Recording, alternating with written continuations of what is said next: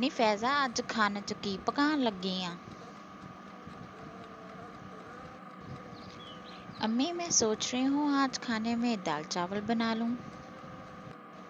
नी दाल भी वादी नी चावल भी वादी, होर कोई नहीं तुहानू चीज़ मिलती खान वास्ते, नी कोई चज दी चीज़ बना लो। अम्मी ऐसे तो ना बोलें, चले आप ही बता दें फिर क्या बनाऊं। मुझे तो यही लगा, जो समझ आई वो मैंने बता दिया। ऐदा कर रोटी बाहरों मंगा लवांगे ते तू कोफ्ते बना लै। कोफ्तियां नाल ना तंदूर दी रोटी बड़ी चंगी लगदी है ते कोफ्तियां दा दिल करदा वा। तू जल्दी ना गोश्त कढ लै ते कोफ्ते बना, ते मैं शानी नू कहनी आ ओ तंदूर दी रोटी लियावे गर्मा गर्म, ठीक है? अरे वाह, ये तो बहुत अच्छा हो गया।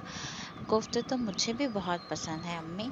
चलें ठीक है, आज बाजी भी आए हुए हैं तो कोफ्तों का तो और ही मज़ा आएगा खाने में। चलें मैं कोफ्ते बनाती हूँ, आप आराम करें। जब बन जाएंगे मैं आपको बता दूंगी। मां सदके जिंदी रह मेरी धी। नहीं मैं चलदी आराम करदी, जदों खाना पक जाओ ना तो मैनू दस दे। चल ठीक है।